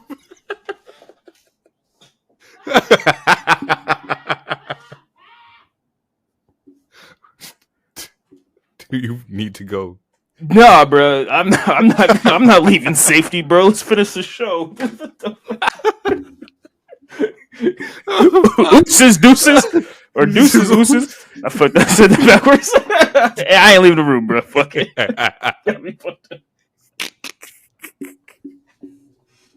Oh, fuck. That nigga said, "Oh, is the spider there? It's just me, Oos." 4 letters, 1 word. Nope.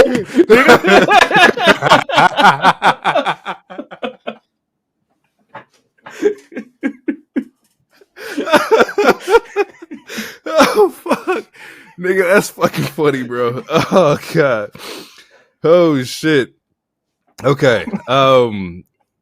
DIY versus Fraction was a fucking banger match. That shit was fucking hard. This I wrote my first note was like, this is black and gold. Like This is pure black and gold, yo. They had a killing in this match. Shout out to them.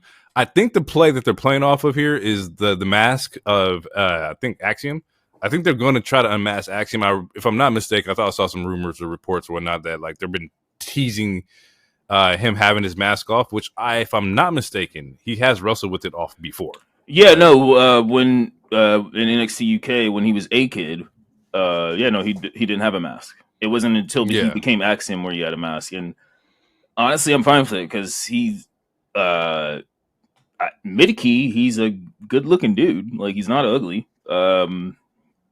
And there's a lot of motherfuckers with masks on. So and that's what I was gonna say too. And it's like, yeah, go ahead and take he's not ugly, so he doesn't need the mask. He kind of looks like a. Actually, this might be a stretch, but he kind of looks like a what's his name? You ever watch iRobot or not iRobot, but Mr. Robot? Yeah, he was the dude who was also in the video game Until Dawn, and yeah, I know what I'm talking about. He played Freddie Mercury in the Journey movie too. Yeah. Those big ass eyes. Something Remick? I don't know. Yeah. He kind of looks like him. Yeah. Okay. And I was thinking that too. I was like, you're on the main roster now. You're probably going to be pretty heavily used. We know that like you have a lot of luchadors here. And from what I don't know if he's Hispanic or Spanish. Not that it matters or anything like that. He is. They said it. Because he had that match with Gunther on SmackDown. He's from Spain. Yeah. Spain. Yeah, it was Spain. He's from Spain. And so like, you don't need it. You know, we already got Ray Penta, Phoenix, Rey Mysterio, Penta, Dragon Lee, Grande Frappuccino has it right now too. So it's like, I mean, you know, you could put a little more respect on one of the greatest luchadors that ever exist. But I feel the sentiment. I understand. El Grande Pup Cup, like nigga. Can I get a puppuccino, please? Bro, I used to work at Starbucks, bro. That fucking 5:30 in the morning when we pour a couple. You lucky your dog is cute. Shit. Oh fuck. We see that Wade Barrett has a sit down with Truth. And Truth kind of goes in his bag about, you know, this is not John Cena. You know, he says life is tough. There's constant pressures between career, family, bills, but regardless, you can always depend on John Cena. Truth says that John Cena has always been there for him, saying never give up, and when he wanted to quit, saying your time is now, when he thought his time would never come. He's like, hustle, loyalty, and respect aren't just words, they're a beacon of light, and if John did it, so can you. Barrett's looking at this nigga like, he just put you through a table last week. This came to the guy you're still talking about, and Truth still doubles down like, no, that's not John Cena. The John I know would never do that. He says that this John Cena now wants to ruin wrestling, and it's not John Cena. He said he doesn't want to fight John, but if he has to, he'll beat him back to sense, and then he'll do it at Saturday Night Main Event. Now, we talked about last week to where, you know, we knew the match with Truth was coming. And I'm still excited to see how this plays out. This is going to be the theatrics. I'm looking for this one to some story implications. Like, yeah. So I have two things. The first one is, look, I don't know what NBC's rules are as far as rules and regulations. What's allowed on TV, what's not. I mean, obviously they have like SVU and whatnot, but I'm going to need Truth to pick up the blade. And if he doesn't pick up the blade, I'm going to need him to bleed the hard way.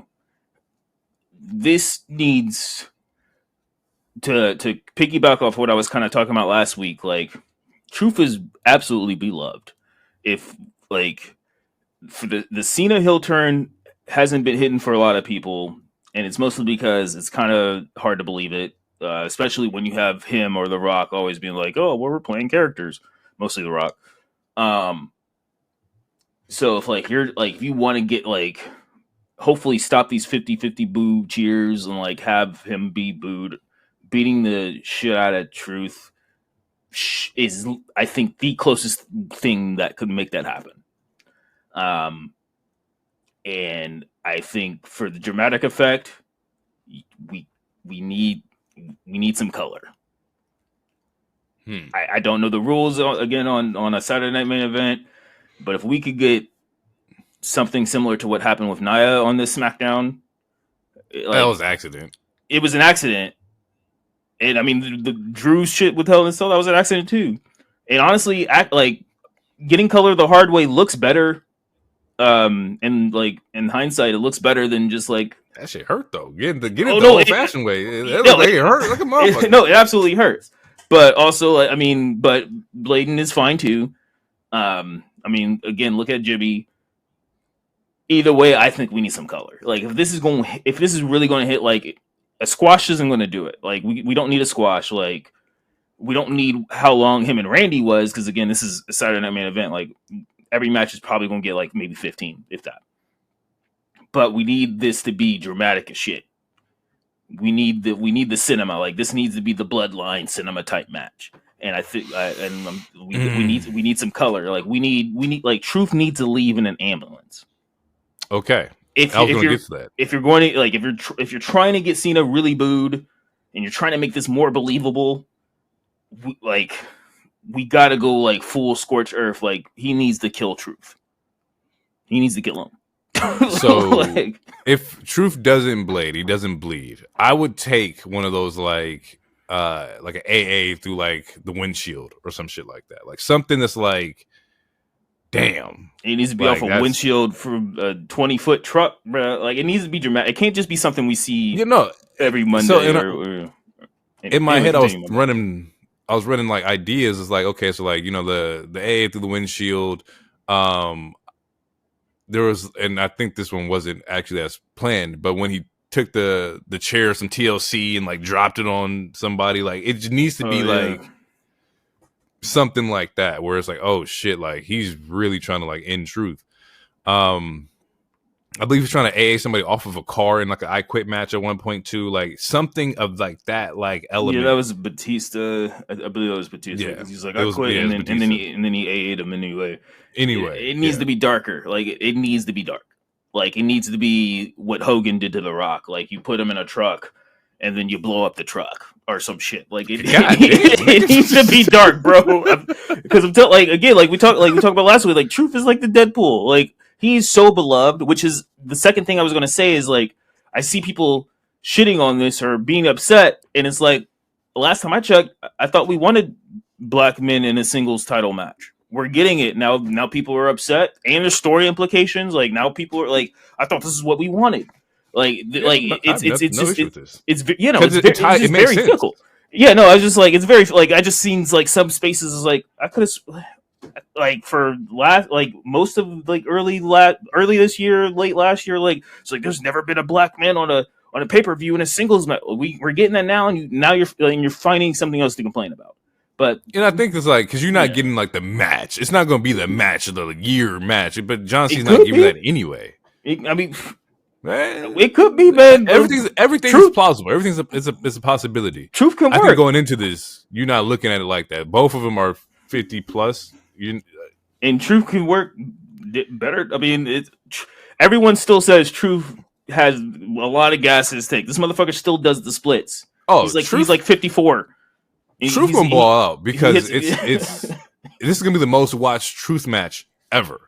Yeah. So he's gonna fucking ball out, like absolutely. Yeah. More reason for him. He needs to. He's gonna show the fuck out. We need he needs to die. Bro, no, we need a. If he dies, he dies moment. Like we need a. Like if Cody returns, it should be okay. I was gonna ask you. Yeah, I was gonna ask you. If he returns, it should be to save Truth because Truth is dying. Yeah. If he returns, you need the ultimate baby face to come out. Imagine like Truth is like just been bleeding or he's AA'd off the table or whatnot or like on the concrete and you hear that, you know, doom doom. Like it's about to like go crazy in that bitch. Like you need somebody should save him. But it also have more dramatic effect if he doesn't get saved. Like, you need that. You need that moment for Cena too, where he's like, "Oh shit, Cena's Vader. He's actually fucking Vader. Like he's unstoppable right now." Yeah, no, I wouldn't be mad with that either. I want to see it. Yeah, wipe the blood on your chest. Like you could even do the salute, bro. Like I don't know. It really depends on what they want and what they're allowed to do, but. I know for a lot of people, the Cena heel turn isn't hitting the way that it should, and it's because it's kind of hard to believe. And he's also here part time. And so. We know. Yeah, he's here part time, but it's just like it's kind of hard to believe because it seems like John Cena. He's actually a really good actor, but it's like it's one of those random moments where it's like we can tell that he's trying to be bad instead of just being bad. And Truth to me is probably the easiest catalyst to like actually get. Like legitimate boos. What do they call it? This is gonna be like the litmus test to kind of like tell you like, okay, I can get behind Cena, or if Truth can't get you over, then it's like, fuck, bro, like, what are we doing here? Because we still live in an era where people like to cheer heels, like, and we talked about it a couple times where it's like, especially could like, you imagine if they cheer for like Truth getting killed, bro? Like, I don't want to think about it. That's like that would probably be my last litmus test on the humanity of this world. That's probably that's what I like. I just check out of y'all. Like, all right, we got it. Everyone got it for sure. Ball up top.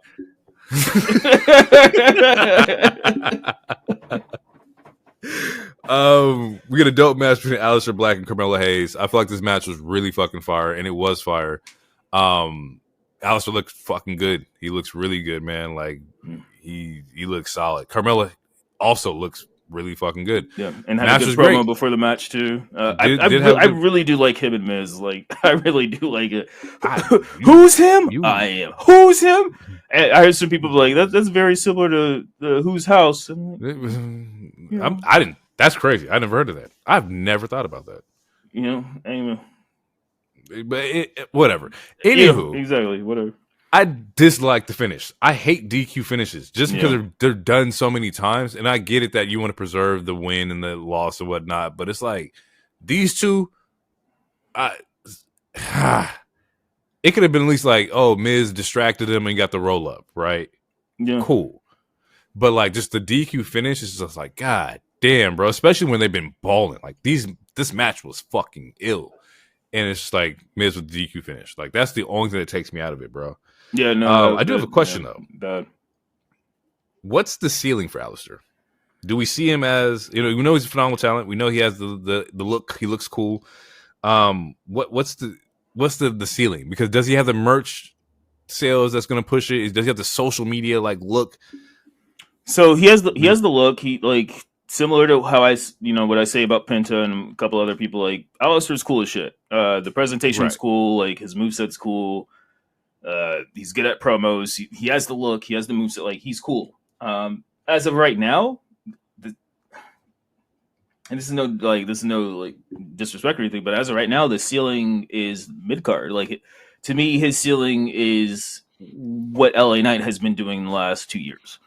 I don't think you can't put him in the main event scene right now. I mean you could, but for what? Like his ceiling is mid card. So and until he gets into a title picture, like until he gets into the US title picture, then he needs to have these one-off feuds or join a tag team. But like I would love to see him in Fatu. But I think Solo might be the first Fatu. Like if it was up to me, Fatu's first loss would be Alistair and not Solo.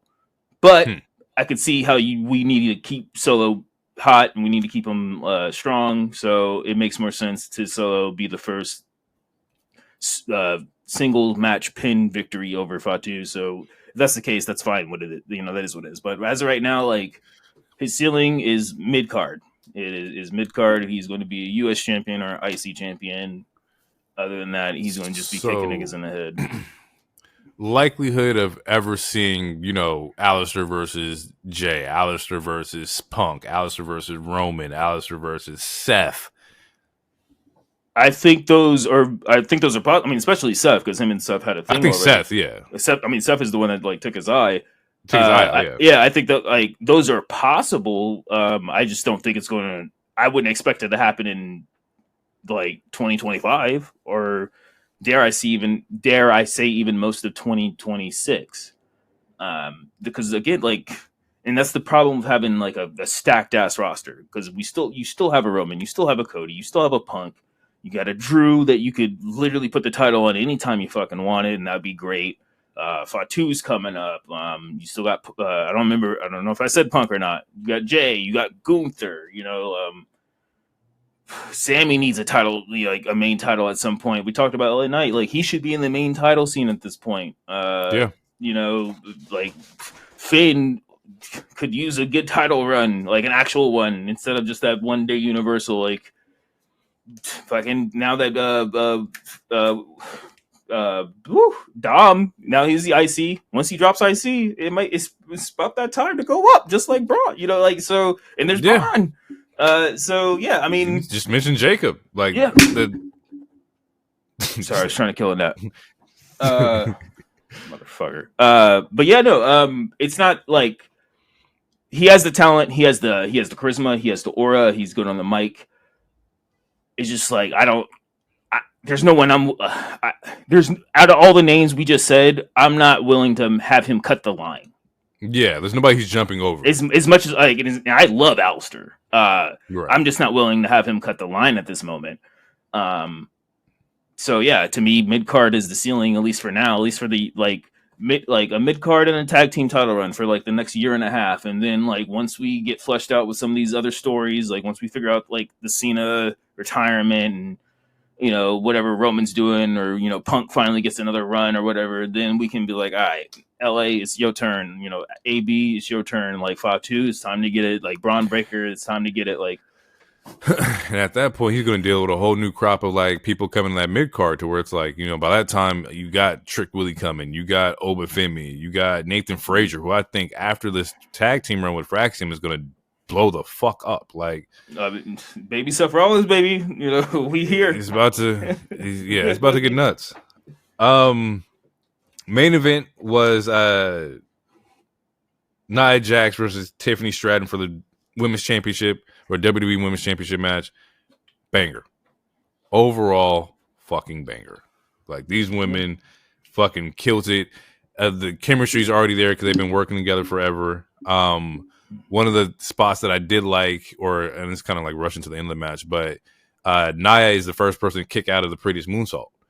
And I was like, that's a good fucking touch. I liked it because it's like in a non-kayfabe way, or not like getting outside of the ring element. If Tiffy's first title was against Nia being the first person to kick out of her fucking finisher, I feel like that's an even trade-off. I like that. Like, that's... Yeah. And it makes her a monster. Yeah. And also, just... we've done it before. I think all three of us have done it. But just another random shout-out to Nia. Like, ever since she returned, she... Again, similar to what I was saying about LA Knight, she... Like, all her matches have been good. Like, besides, I would say, the War Games match, where she looked out of place and she looked a little aloof. Other than that... Yeah. All her single matches have been fucking fire. Her and Lyra, fire. Her and Liv, fire. Her and Rhea, fire. This Tiffany match, fire. Then she had like 2 Naomi bangers. She had a banger with Michin. Like, Nia Jax has been in her fucking like bag. Like, ever since her return, she has been great on the mic, like presentation wise, in ring wise, protecting the talent. Like, I don't think she's hurt a single person that, at least that we know of, or anything, because that used to be a thing with her, like being a little rough or risky. Nia was in her shit, or she's been in her bag. She needs some praise. Yeah, absolutely. She has some dope spots in here. The Samoan drop off the desk was fucking dope. The way that when Tiffy tried to reverse the Annihilator and got just completely fucking squashed. I love that setup. Like, that setup was really dope to me. Yeah. That's how she won the Queen of the Ring, if I'm not mistaken. Yeah, with Lyra. Yeah. I love that setup. The crazy part was the chair spot, right? Yeah. So we see that. Well, let me go back a little bit. Naomi comes out to interferes, immediately followed by Jade. Because Naomi has a chair. Jade comes out, runs Naomi off, but the chair's still left behind. Nia tries to walk away with the women's belt, just trying like, I won this after Tiffy kicked out of the Annihilator. She's like, fuck it, I'm just going to walk away with the belt. Stops and sees the chair, grabs the chair, gets inside the ring with said chair, and gets fucking blasted. Like, yeah, and drop kick. I mean, essentially a Van Daminator, but it was a nice ass drop kick. And man, and like when you watch it back, it was like, oh, that shit hit her like dead in the fucking face, fast as fucking shit, and was not intentional. This wasn't like Tiffy was trying to like hurt her or nothing like that. This could have just been maybe the chair was too high, maybe you're supposed to lean with your shoulder. Who the fuck knows? But she gets absolutely fucking blasted, and you could see that, rightfully so. She's a little out of it. She's being dragged to the goddamn corner for the prettiest moonsault. The match is over. But Jesus Christ, I saw the pictures afterwards, and she was like, "Yeah, she got a nice little cut on the forehead for sure. Probably in concussion protocol for like the next 2 weeks." She's tweeting and stuff. She seemed like she might be coherent, But definitely coherent. But we can't have you have a match because you got hit in the head like hard. But overall, man, I love the match. To be honest, the women killed this week of wrestling. I personally think that all women in all the shows bodied this week of wrestling. Like they fucking went off today or this week. I can see that. I can hear that. to get back to SmackDown, Jade before the match said that she was coming after Tiffy. Are we ready for that? So we didn't get to talk about it that much, but Jade, the last couple single matches she's had, she's improved immensely. Like, she's looking way more comfortable. There's still like some moments where she like has to sell a little more, where it's like when you're waiting for something, like waiting for the person to like do their spot or whatever. But like, as far as in-ring wise, Jade has improved immensely. As of right now, her and Tiffany are both faces, so I don't think that's going to happen anytime soon. Which is another reason why I'm like, let's get this trade happening. But I could see her if she doesn't get any trouble in backstage, because there was a lot of stuff we didn't talk about on the show, but there was a lot of stuff that a lot of backstage stuff, which is that came out about like her. So she might be like, she's not in the doghouse, but like there's a reason why she started eating a couple more pins. What I have to say is, if she continues to improve the way that she has been improving, I would not be surprised if she wins Royal Rumble next year. I could easily see her win Royal Rumble, and that be her third Mania match is a title match. Now, I'm not against you with Jade winning the Rumble, but I think that you would have to start doing the build up now, to where the fans are going to want that to happen. Because the last thing you want to do is do the Women's Rumble again and give them somebody that they do not want to win, Well, right now it's still a little too soon, because I just mean we're in May, but it's like she's not getting booed or anything. Like she's still, I don't want to say she's an attraction, because she's on the show almost weekly, but they kind of treat her damn near kind of like an attraction. Like they obviously have a lot of faith in her. I think if she completely improves, like there's a reason she went straight to main roster, like there's a reason like why they had her like working tags until she like started to get comfortable. Like, I would not be surprised if she wins next Rumble. Like, that way you get her into that title spot, depending on who has the title at that point in time. It's until next January. Like, there's plenty of time for them to figure that out. As much as that, like, I would enjoy seeing, a solid push from Jade, and she wins Rumble, I don't want her to end up in the situation that Bianca was in, to where like you were just booing her for no reason, right? And we know that like the Bianca only won Elimination Chamber, and the fans were not receptive of that. I don't want that to be a thing 2 years in a row, and I don't want it to be for like Jade, who literally is just now starting her main attraction career in WWE. So I don't know how. Maybe a Money in the Bank. Maybe Jade takes Money in the Bank, and you can build up her character while she has a briefcase, kind of thing. Like, I think you could do that.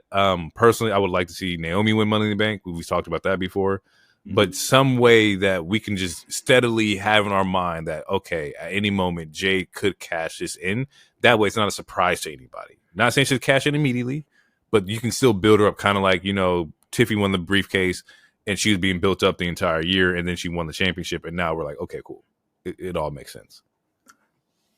Yeah, no, I feel it. I'm gonna still lean towards Rumble, because, like, let's say she's consistent, like she's not injured or anything. It's going to be different than like, oh, Charlotte returning and then she wins. Like, okay, you're giving Charlotte, like, assuming Jay doesn't win any like other title, like she doesn't win like US or anything, and from now until January, like that's another multiple months of her grinding and like earning the respect of the fan base and all this other stuff. And she's not winning consistently, because she's lost like 2-3 matches just in the last couple of weeks or whatever. So I feel like there's a chance to where she can get legitimate like babyface like praise of her, like if she wins the Rumble, because by that point, by next January, she should be a lot more crisper than she already is. Like in the last 2 matches she's had, she's looked really good. Like that Nia match, like that was like one of her best matches easily. She looked really good in that match. The Mania match she looked really good in too, but that's also because of Naomi. But also we gave Nia Jax a lot of praise, and Nia Jax, if she likes you, she will sell for you, and she did that with Jade the other week. she stays consistent, I'm telling you, I mean, well, it's not like I know I'm not the Quentin Miller, I'm not DT, but I fully believe, like, as of right now, my picks for Rumble is Jade and Sami Zayn. Okay, we'll see how this year goes. We'll see how it's only things May. turn out. It is only May, and shit can change. The card is subject to change. Absolutely. But as of right now, Heroes say to Sami and Jay, like those, like if you want two really good ass babyface wins, like for the Rumble, and like you give, Jade, it'll be Jade's second Mania single match, her third Mania match ever. Before we get out, do we ever talk about who's our men's Money in the Bank winner? I need to see who's really like. I need to see who's all in it. Who would you want to win the men's Money in the Bank? Who makes the most sense right now? Who would go after Jay or go after Cena? Barring Cody, because I don't think Cody's going to be in Money in the Bank. He shouldn't be. So, oh fuck, man. I'm gonna go Finn Balor. As of right now, I'm gonna go Finn. Okay. I can see Finn taking it from Jay. I mean, because Big Jim was in the match that he lost. He was in the match. Because if they wanted to run back that Mania match, Big Jim winning the Money in the Bank would have been that. They could have made a story with that. People probably wouldn't have liked it, but they could have made a story with it. I need to see who's all going to be in the match. But as of right now, I'm gonna say, I'm gonna say Finn. I think Finn has the least amount to lose. Like it doesn't always have to be on a new up and comer because fucking like Drew won last year, or whatever, or the year before. No, he won after Damian. Yeah, man, I think you put it on Finn, but it really depends on who else is in there. Because I don't think it's going to be solo. I'm trying to think of who's a mid-carder or who's a main eventer that's not like in something right now. And what I mean by in something is like actually like in like a rivalry with somebody. And I'm thinking what the briefcase would do for a Braun Breaker. I mean, if he gets in there. And then like you just have him carry the briefcase threatening whoever. Like, and how that would amplify the storylines for Seth and them, but then would that also be too cliche of like an Evolution? Would we just be like, oh, y'all just redoing Evolution? Well, with the Evolution, like they won the Rumble. Like Batista won the Rumble, so he had to choose between the two champions, and that's what like built like very similar to what happened with Damage Control. Like with Money in the Bank, I feel like it kind of makes that story harder to tell because. Like either Seth is gonna be like, just give me the briefcase, or Seth is going to try to manipulate his way to a title match after Braun wins it. But it's like, why the fuck would you want to fight Braun? Granted, Seth has technically already beat Braun because he gave him a title match. I would be mad at a Braun Breaker. I just think it makes it a little harder with him being in that faction, especially since we don't know if they get a third person or fourth person or not. Yeah, we're gonna put a pin in it. We'll kind of break it down as we get more. LA Knight or Carmelo would be great choices as well. LA Knight would be fucking solid, and like we mentioned it briefly, but LA Knight versus John Cena, like that promo battle between the two of those. That'd be heat. Yeah, that would be cooked. But yeah, that is the show, folks. Thank y'all for tuning in. Thank y'all for listening. Shout out to everybody on Twitter, X, Blue Sky, YouTube, TikTok, Instagram, in person. Shout out to everybody who's been supporting us. Y'all are greatly appreciated. But we're gonna get out of here. We will catch you guys in the next one. It's been real. Peace out. Too sweet. Believe in the wave.